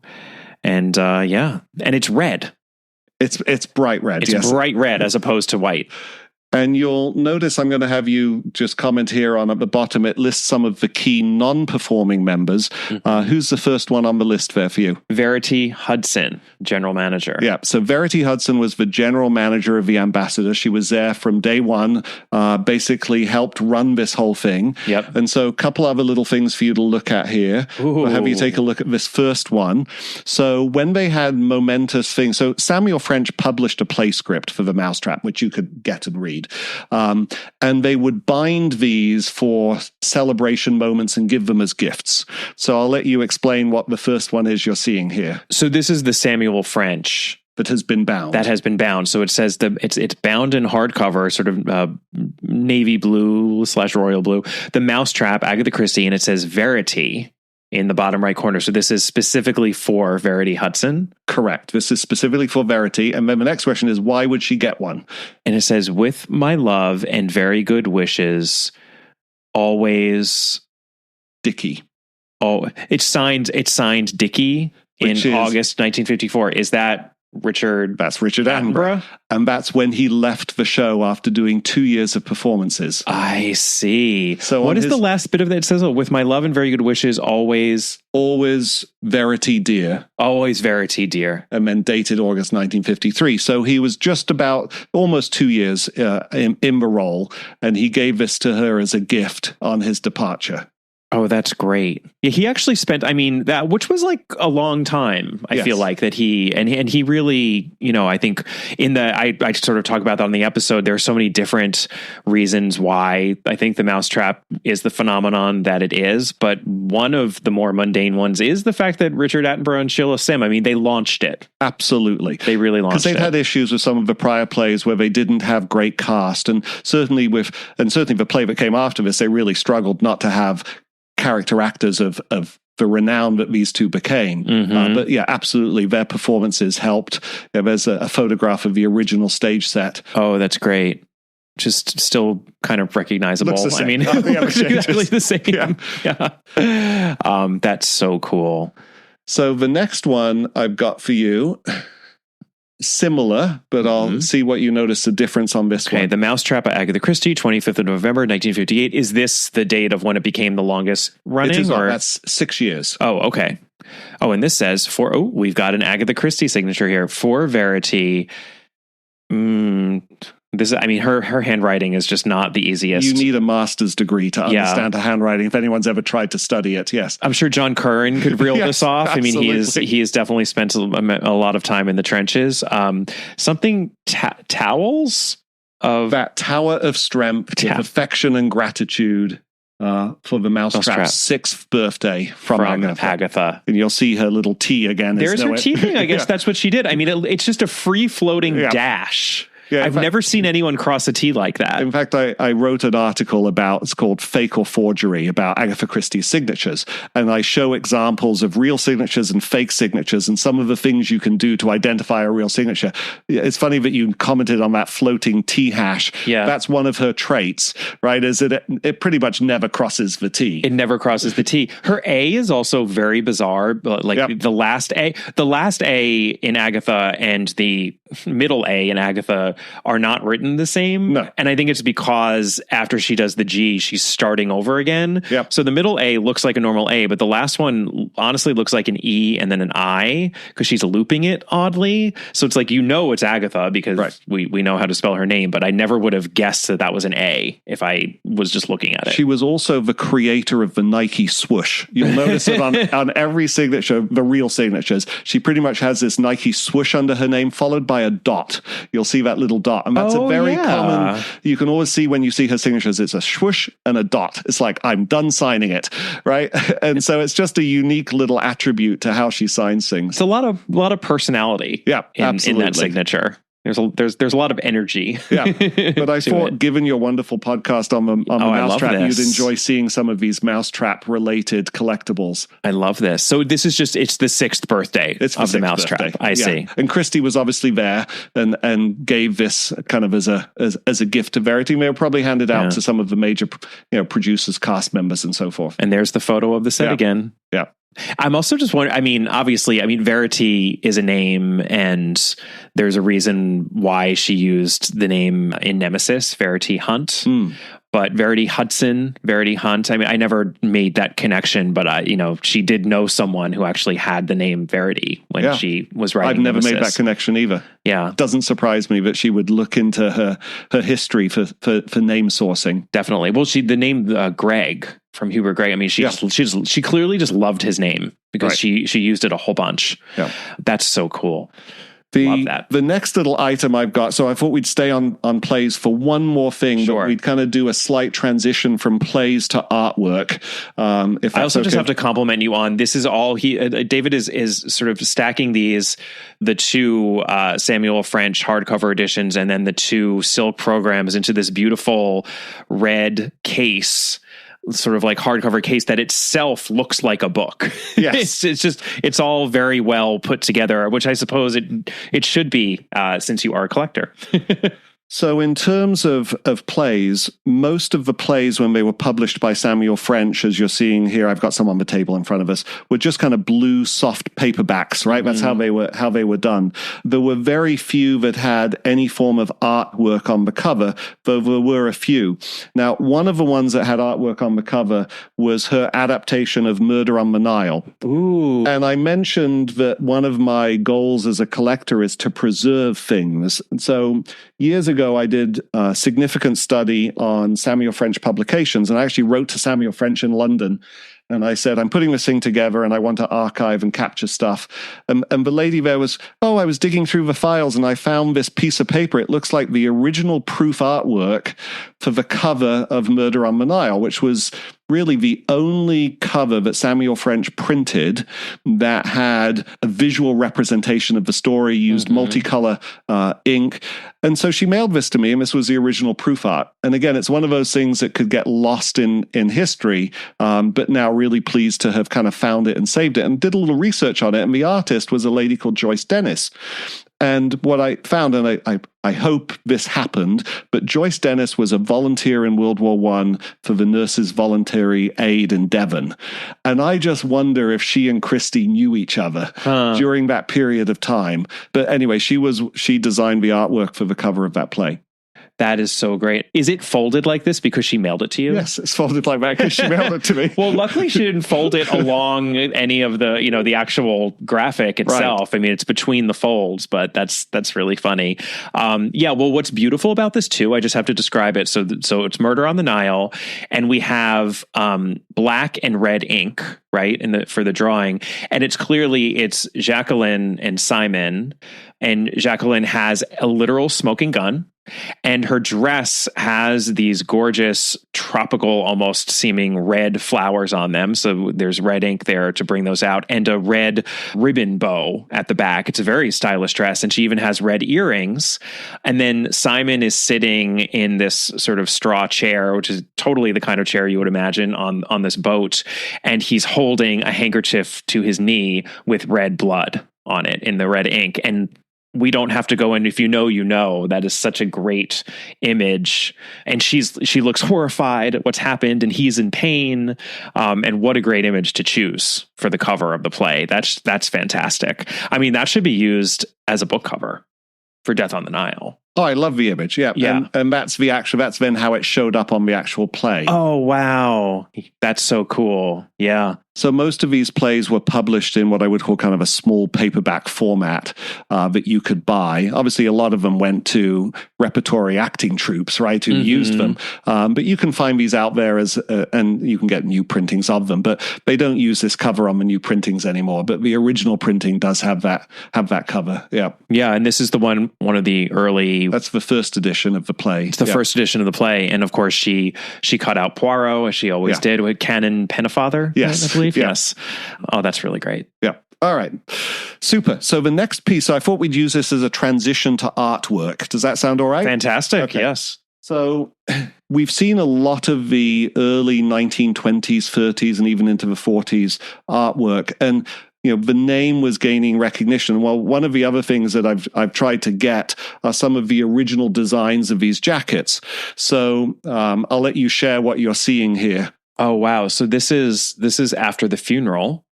And is this a mock-up of front and back cover and spine? It's sort of the whole, it's just a two-dimensional rendering of, as if you took the dust jacket off and you kind of flattened it out, right? It's actually just the front cover. Oh, it is. The rest has, in fact, I'm fine pulling it out here. The rest is the coloration. So when the artist created it, and you can lift the little flap up here, it shows the design process for, this is the Collins Crime Club printing of After the Funeral. And it's basically kind of a bit of poster board, right? Something that anyone would use to design or put a project on. And you can see how the text was kind of cut out and laid, but it was done primarily in a black and white format. But then the artist who created this then said, these are the colors I'd like you to use, and put some color palettes over on the left, which were the colors they ended up using when they created the book. But I find it fascinating that it just shows the design process. Now, this book was right around the time that Rothko was becoming a very well-respected artist. And so when we think about kind of the style of art, I look at this and go, this really feels like kind of a Rothko print to some degree. No longer do we have any imagery about the story. It's just the author's name and the name of the book. But again, as an artifact and an archival record, I find it fascinating. Yeah. Oh, it's really interesting. And it is it's the spine and the front cover, because the artistic rendering bleeds over into the spine, which is really cool. That's interesting that they just show what color they want to use by way of the palette there to the left. Yep. Love it. So it gives you an idea. A lot of these dust jackets in the 1950s and 60s were quite boring, right? And that's kind of how they were designed. But many people from the 60s, 70s, they generally think of Tom Adams, right, as kind of the cover artist they love. Tom Adams, as most people know, created many covers for Christie books, and most of those ended around 1980. He was contracted by HarperCollins to come back and create some additional covers. In 2014, we had the Greenshaw Folly, right, which he did a wonderful wraparound piece. The last pieces that he created for Christie were the kind of centenary of the writing, but it was when they did Curtain and Mysterious Affair at Styles in a box set. And they asked Tom Adams to create 2 new covers for those books. And so what I've brought with me, the original paintings I'm fortunate to have as well, but they're a little large, so I didn't bring those with me. So I brought with me something else to share with you because I thought seeing how an artist thinks and their design process might be of interest to you. So let me just pull these out here. Tom Adams would create the covers. These are the original paintings. He would create the covers in a small format, basically the size of a paperback book. And then he would share those proofs with the publisher. And if they were approved, then they would be converted to a larger format, kind of what they call a 2-up format, twice as tall, twice as wide. And then they would use that to take the photograph to create the image. So these were the 2 original designs that he made for these covers. The first, which is The Mysterious Affair at Styles, is kind of fascinating because he played with the idea of pretending it was a Fontana paperback, and he actually put the little Fontana logo in the top corner, even though obviously that was not used by HarperCollins. But obviously these are the bookends of the Poirot story, and when you see these 2 little mock-ups side by side, see what kind of iconography you see there and what you think of it as you look at that. So this is The Mysterious Affair at Styles, and then this is Curtain. Yep. I mean, well, what's great is that it's the same house, obviously, because that's the whole, not the whole point of Curtain, but obviously a big element of it is the return to the first place where Poirot and Hastings first investigated. So I love that it's very recognizably the same house as well. And then we've got, is that a rose? It's a poppy, so it's for remembrance. So particularly in England, World War I remembrance is very much marked by wearing a poppy from the fields of Flanders. And so, this harkens back to World War I and the poppy, and then again, but has it in color in the last. Yep. And then what I really love, there's a candle in a candlestick that is burning in The Mysterious Affair at Styles. The candle is fairly tall and it is lit. And we have the same candlestick that is much shorter in Curtain, and it has just been snuffed out. Yep. And there's there's some smoke that's sort of emanating from it instead of the illumination that we get in Mysterious Affair at Styles, which is a very elegant way of sort of denoting this is the end. Yeah. So in the archival material, there's a couple other things that I think are fascinating. We get into the mind of the artist, Tom Adams, which so many people love. So from his archives, we have all of his original source material that he would cut out of magazines and find imagery. What I'm showing now are various images of candles that he had put together to help determine how he was going to paint and how he was going to portray the candle, basically representing Poirot's life. Also in the Curtain, we have this butterfly kind of ascending into the heavens. In the original correspondence, which goes back and forth between publisher and artist, there was a discussion about whether he would reuse the image of stretcher bearers. So on The Mysterious Affair Styles, because Hastings had been in World War I, and there's this image of kind of people walking carrying a stretcher in military uniform, as to whether that image should be used on Curtain with, again, kind of a stretcher bearer image. The decision was to say, no, that was a little too depressing. Let's not use it and come up with something different. And so Tom Adams had found these images in the newspaper, and he had in his archives copies from a newspaper that he had pulled out where it was a nature section discovery and was talking about colorful butterflies. And you can see he'd made notes on it about maybe using Curtain after Mysterious Affair at Styles. So it's just fascinating to kind of see this thought process of going back into the archives. How does an artist as well respected as him source these images, pull them together, and then integrate them into the artwork that he does? It's also just so, the butterfly is beautiful, but it's very, to me, Tom Adams-esque in that it has, how butterflies often have those false eyes on their wings. So it's beautiful, but it's a little disturbingly beautiful. Yep. There's a darkness to it in a way, or just it's complicated. It's not just a pretty pink butterfly, like it's the perfect kind of a butterfly, I think, for him to be putting on this cover. And nor would you want something that isn't sort of complicated and still beautiful, but might give you conflicting feelings. It certainly gives me conflicting feelings when I look at it. So that's great. That's the majority of the bits and pieces I brought to share with you today. I hope it kind of gives you... Oh, is that all? Well, I have more, but I think this podcast could go on for a couple of hours if we weren't careful here. The goal really was to to whet the appetite and say, even if you're a listener out there who just enjoys collecting paperbacks, there's a story behind every image of every paperback. And I hope over time to bring more of these stories to light and to share kind of how these images were created. With the books, same thing. There's a story behind all of them, and there's some history here that it's fun to connect with.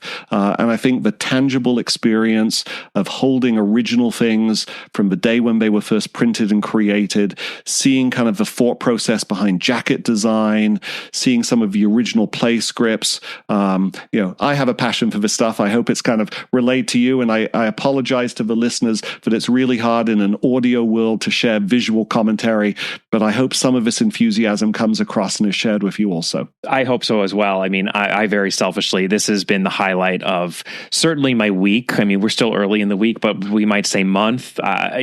This has been an utter joy. I mean, I have loved being able to look at all this, and I hope that we were able to convey a little bit of the magic of looking at these various pieces, both the books, the play scripts, this artwork. So fascinating.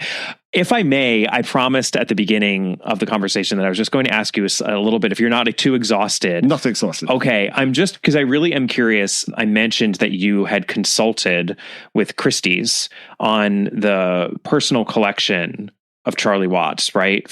Who I think he was a collector in general, right? Like he collected a lot of different things, but he had an extensive enough Agatha Christie collection that there was something to consult about. I'm just curious, what does that mean? Like, what were you doing for them? Was it like pricing things or figuring out what things should actually be put up, what the value, at least the starting value of them should be, or figuring out what he even had? What was that process like? Yeah, it was fascinating. So first of all, I will say the representative from Christie's will actually be giving a talk at the International Agatha Christie Festival. Oh, fantastic. On the 15th of September in the morning, and he'll be talking about the Charlie Watts collection.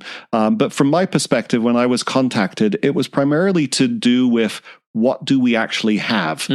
Because there were some books in the collection, they just couldn't tell what they were. I'll give one example comes to mind. So the Hound of Death. So the Hound of Death collection, when it was first published in England, was actually published by Odom's, which was kind of more of a subscription type thing. It was a super weird, didn't you had like coupons or something? Yes, exactly right. Yeah. And you could get like 3 books at a time shipped to you, and it wasn't sold through regular. But anyway, there were huge production of these books. And so the first edition of The Hound of Death and Other Stories is actually quite ubiquitous. It's not overly scarce. Collins got the rights to publish The Hound of Death later, and they did, and that book's actually really scarce because they didn't print many of them. And it was done kind of in a bit of a tit for tat. They gave another book, they gave Murder in the Mews to Odom so that they could print as well. Oh, interesting.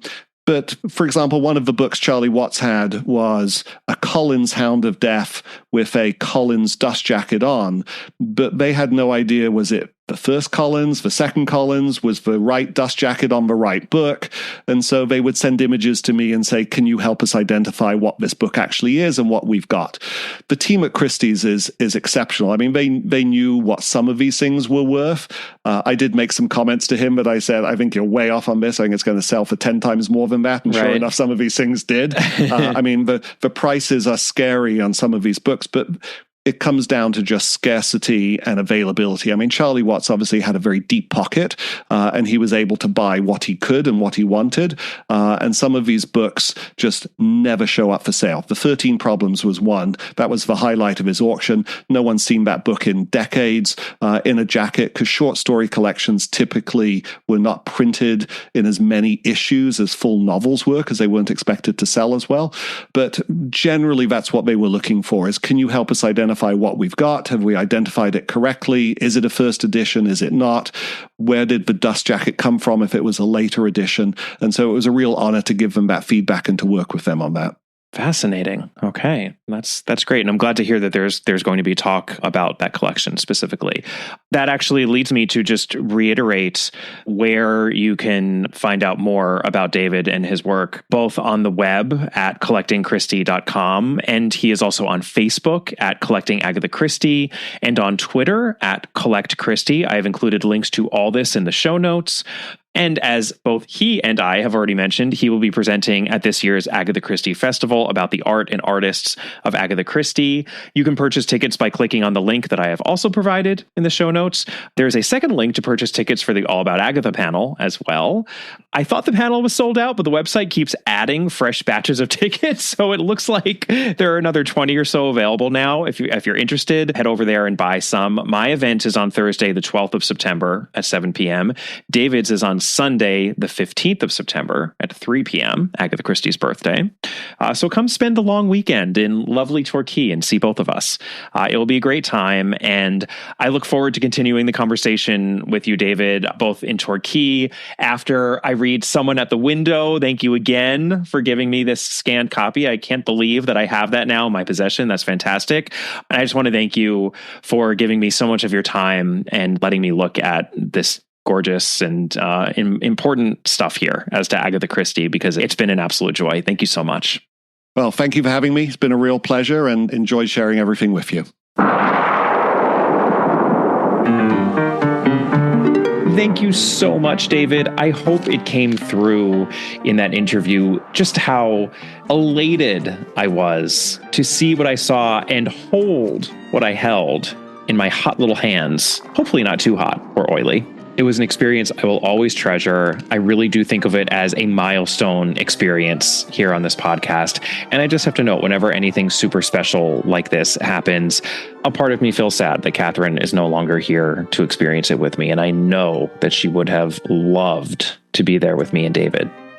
For next week's episode, I am going to be doing another top 10 list. Can you believe, after the oversights I made in the All About the Gays and All About the Americans episodes of Agatha Christie, I'm going to do it again. And you know what? I fully expect you all to contact me afterward and let me know what I have forgotten when I tell you all about the dogs of Agatha Christie. And that actually is going to be the dogs and cats of Agatha Christie. We're talking the truth about cats and dogs, people. We know that Agatha Christie loved her dogs, and she actually featured cats as well, a surprising amount. So we should have plenty to talk about. We are heading into the dog days of summer, after all. You see what I did there? That's my little topical tie-in. Not that I need one, but it never hurts. So get excited. And in the meantime, you can, of course, check out all the good bonus content that I've got over on the podcast's Patreon page. There's a link in the show notes. For July's episode, I read my first Barbara Vine, aka Ruth Rendell, novel, A Dark Adapted Eye, which I absolutely loved. This was the novel that Alex Michaelides recommended to me here on this podcast. I am so glad that I followed his recommendation. I had a lot of fun reviewing that novel. And for August's episode, I'm actually going to be covering The Hound of Death by Agatha Christie. It's going to be a little companion piece to my All About the Dogs of Agatha Christie episode. So lots going on over on Patreon. Feel free to email me, allaboutthedame@gmail.com. I really do love hearing from all of you, especially when you are telling me what I got wrong, what I might have missed, mistakes I may have made. It takes a village to celebrate Agatha Christie properly, and I am happy to provide some of the connective tissue for this global village of agathologists. So don't be a stranger. By that same token, you can find the podcast on Twitter at All About the Dame and on Instagram at All About Agatha. You can find me on Facebook at Kemper Donovan Books. You can still buy my debut mystery novel, The Busybody, in the United States, the United Kingdom, and Australia and New Zealand. I have provided links for all those territories in the notes. Please do keep those ratings and reviews coming. We are now over 1,000 reviews on Apple Podcasts here in the United States. but it warms my heart to see that trickle of ratings and reviews continue. I'd love for it to be a deluge rather than a trickle. Maybe just a steady stream. I don't want to be too greedy. So let me know what you think. It means a lot. And I'll talk to you soon. Bye.